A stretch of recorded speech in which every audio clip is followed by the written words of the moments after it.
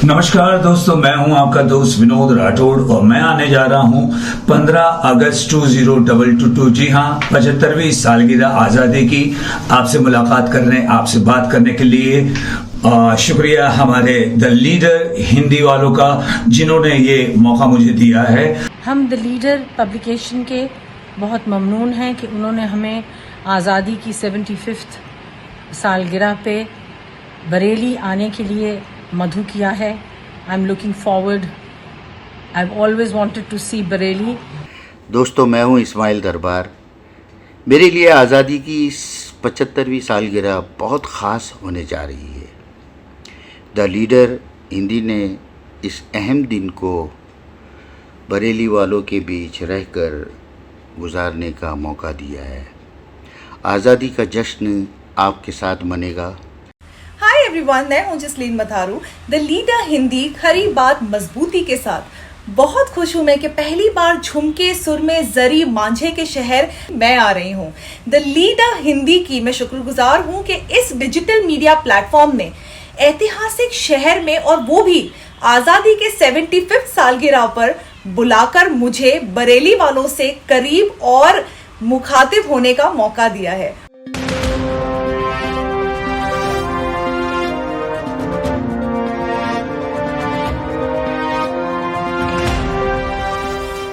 राजधानी दिल्ली में चीनी मांझे का कहर बरकरार, फिर से हुई एक और मौत। क्या है पूरी खबर, आगे बताएंगे।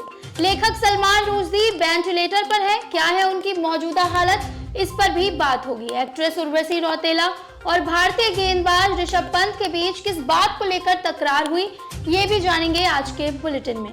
नमस्कार, मैं मेघा और आप देख रहे हैं द लीडर हिंदी। अब खबरें विस्तार से। राजधानी दिल्ली में चीनी मांझे का कहर थमने का नाम नहीं ले रहा है। दिल्ली के शास्त्री पार्क इलाके में चाइनीज मांझे से एक और शख्स की जान चली गई। मृतक का नाम विपिन कुमार बताया जा रहा है। जानकारी के मुताबिक गुरुवार को वो राखी बंधवाने के बाद बाइक से पत्नी और बेटी को लेकर अपने ससुराल जा रहे थे। शास्त्री पार्क फ्लाईओवर पर चाइनीज मांझे की चपेट में आने से विपिन की गर्दन बुरी तरह कट गई। घायल अवस्था में उन्हें सिविल लाइंस स्थित ट्रॉमा सेंटर ले जाया गया, जहां इलाज के दौरान उन्होंने दम तोड़ दिया। देश के कई हिस्सों में स्वतंत्रता दिवस, रक्षाबंधन और मकर संक्रांति जैसे त्योहारों पर पतंगबाजी का शौक लोगों में जुनून की हद तक दिखाई देता है। लोगों का ये शौक जानलेवा साबित हो रहा है। अब आपको बताते हैं अब तक इस मांझे से कितनी जानें गई हैं। दिल्ली में अभी हाल ही में शाहदरा जिले के जगतपुरी इलाके में चाइनीज मांझे से बाइक सवार छात्र अभिनव की गर्दन कट गई थी, जिसके बाद उसे मैक्स हॉस्पिटल में भर्ती कराया गया था। इससे पहले 25 जुलाई को नॉर्थ वेस्ट दिल्ली के हैदरपुर फ्लाईओवर के पास सुमित नाम का युवक चाइनीज मांझे की चपेट में आ गया था। मांझे से उसकी गर्दन कट गई थी। पीड़ित को अस्पताल पहुंचाया गया, लेकिन उसकी जान नहीं बचाई जा सकी। आर्यन खान केस से चर्चा में आए एनसीबी के पूर्व जोनल डायरेक्टर समीर वानखेड़े को कास्ट स्क्रूटनी कमेटी ने क्लीन चिट दे दी है। आदेश में कहा गया है कि समीर वानखेड़े और उनके पिता हिंदू धर्म के महार 37 अनुसूचित जाति के सदस्य हैं, ये सिद्ध होता है। महाराष्ट्र सरकार में मंत्री रह चुके नवाब मलिक, मनोज सांसरे, अशोक कांबले और संजय कांबले ने जो समीर वानखेड़े की जाति प्रमाण पत्र को लेकर शिकायत की थी, उसका कोई तथ्य नहीं मिला है। इसकी वजह से उनकी शिकायत को रद्द कर दिया गया है। मुंबई एनसीबी के जोनल डायरेक्टर समीर वानखेड़े की कास्ट सर्टिफिकेट पर उठ रहे सवाल के बाद शिकायत दर्ज की गई थी। दरअसल मुंबई पुलिस को 2 शिकायतें मिली थी, जिसमें शिकायतकर्ता का कहना था कि वानखेड़े का कास्ट सर्टिफिकेट फर्जी है और जिसे पाने के लिए दस्तावेजों के साथ छेड़छाड़ की गई है, ताकि उन्हें एससी कैटेगरी में नौकरी मिल सके। शिकायतकर्ता ने सबूत के तौर पर कमेटी को वानखेड़े का बर्थ सर्टिफिकेट और निकाहनामा दिया था। उन्हीं शिकायतों के आधार पर पुलिस ने एसआईटी का गठन कर जांच शुरू कर दी थी।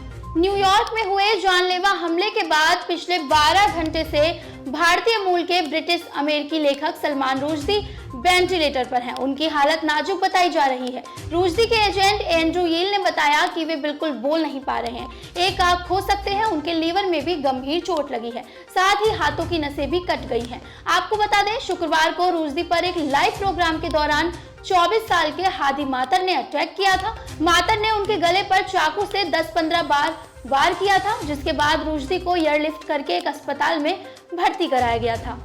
पीएम मोदी के आह्वान पर राष्ट्रीय स्वयंसेवक संघ के सर संघचालक मोहन भागवत ने भी अपने ट्विटर अकाउंट पर तिरंगे की फोटो लगाई है। दरअसल कांग्रेस और अन्य विपक्षी दल राष्ट्रध्वज के प्रति संघ के रुख को लेकर उनकी आलोचना करते रहे हैं। कांग्रेस महासचिव जयराम रमेश ने संघ का स्पष्ट जिक्र करते हुए इस महीने की शुरुआत में सवाल किया था कि क्या नागपुर में अपने मुख्यालय पर 52 साल तक राष्ट्रध्वज नहीं फहराने वाला संगठन अपने सोशल मीडिया खातों की प्रोफाइल तस्वीर पर तिरंगा लगाएगा। आरएसएस प्रचार विभाग के सह प्रभारी नरेंद्र ठाकुर ने शुक्रवार को कहा कि संघ अपने सभी कार्यालयों में राष्ट्रध्वज फहराकर स्वतंत्रता दिवस मना रहा है। संघ ने अपने सोशल मीडिया खाते की अपनी प्रोफाइल तस्वीर पर भी अपने संगठन के झंडे को हटाकर राष्ट्रध्वज लगा लिया है।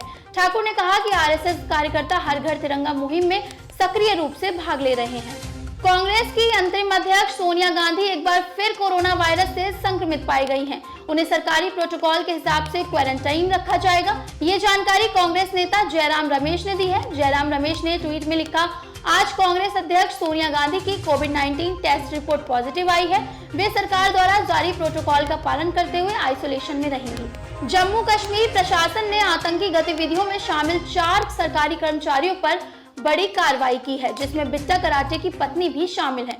बिट्टा कराटे की पत्नी जम्मू कश्मीर की प्रशासनिक सेवा में थी, उनको नौकरी से बाहर कर दिया गया है। वहीं सईद सलाहुद्दीन के तीसरे बेटे पर भी एक्शन लिया गया है। बिट्टा कराटे की पत्नी और कश्मीर विश्वविद्यालय में एक वैज्ञानिक सहित 4 सरकारी कर्मचारियों को आतंकी सेवा के लिए बर्खास्त किया गया है। जम्मू कश्मीर प्रशासन ने आर्टिकल 311 का हवाला देते हुए तुरंत प्रभाव से नौकरी को हटा दिया गया है। इसमें सबसे प्रमुख नाम असवाह आरजूमंद खान है, जो कि बिट्टा कराटे की पत्नी है। असवाह आरजूमंद खान 2011 बैच के JKS अधिकारी थी। कश्मीर विश्वविद्यालय में वरिष्ठ सहायक प्रोफेसर माजिद हुसैन कादरी और सईद मुहित भट्ट, जो कि कश्मीर विश्वविद्यालय वैज्ञानिक है, इनको भी नौकरी से हटा दिया गया है।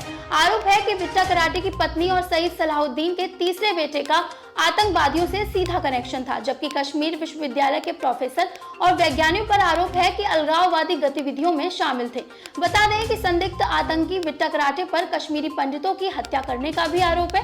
वहीं जब पंजाब में आतंकवाद और अलग खालिस्तान राज्य की मांग अपने चरम सीमा पर थी, तब से लेकर अगले कई सालों तक कई जानलेवा आतंकवादी गतिविधियों में मनिंदर सिंह बिट्टा शामिल रहे हैं।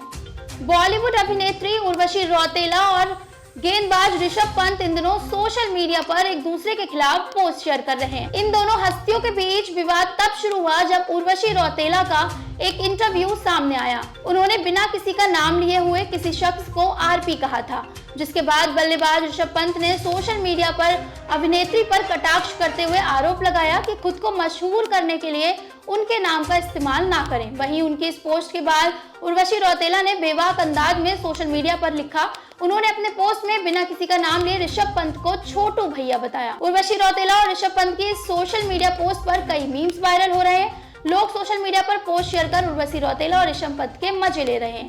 एक फैन ने मीम शेयर करते हुए ट्विटर पर लिखा, ऋषभ पंत की 89 रनों की पारी उर्वशी रौतेला के पूरे करियर से बड़ी है। एक फैन ने लिखा, पब्लिसिटी की भूखी उर्वशी रौतेला, ऋषभ पंत अपना प्रोटोटाइप सख्त लौंडा है। अन्य ने लिखा, उर्वशी रौतेला को सुनने के बाद ऋषभ पंत को लिखना पड़ा, फॉलो मी दीदी। भारत और जिम्बाब्वे के बीच 18 अगस्त से वनडे सीरीज खेली जानी है। इस सीरीज के तीनों मुकाबले हरारे में आयोजित होंगे। इसके लिए भारतीय क्रिकेट टीम जिम्बाब्वे के लिए रवाना हो चुकी है। भारत ये सीरीज KL राहुल की कप्तानी में खेलेगा। टीम इंडिया ने इस सीरीज के लिए कई नए खिलाड़ियों को मौका दिया है। इसमें ऋतुराज गायकवाड़, राहुल त्रिपाठी और ऑलराउंडर दीपक हुड्डा को जगह मिली है। वॉशिंगटन सुंदर भी टीम में शामिल हैं, लेकिन उनके खेलने पर अभी संदेह है। अहम बात यह भी है कि BVS लक्ष्मण भारतीय टीम के साथ बतौर कोच इस दौरे पर गए हैं। आपको बता दें, लक्ष्मण टीम इंडिया के बेहतरीन खिलाड़ी रह चुके हैं। उन्होंने अपने करियर के दौरान कई बड़े रिकॉर्ड बनाए हैं। शार्दुल ठाकुर और दीपक चाहर भी भारतीय टीम का हिस्सा हैं। टीम इंडिया इस सीरीज का पहला मैच 18 अगस्त को खेलेगी, जबकि दूसरा और तीसरा मैच 20 और 22 अगस्त को खेला जाएगा। टीम इंडिया के खिलाड़ियों की तस्वीरें सोशल मीडिया पर शेयर की हैं और बताया है कि भारत इस दौरे के बाद एशिया कप में हिस्सा लेगा। आज के बुलेटिन में बस इतना ही। देश दुनिया की तमाम खबरों के लिए देखते रहिए द लीडर हिंदी। अगर आपने हमारे चैनल को सब्सक्राइब नहीं किया है तो अभी सब्सक्राइब करें। साथ ही अपने सुझाव हमें कमेंट में लिखकर जरूर बताएं।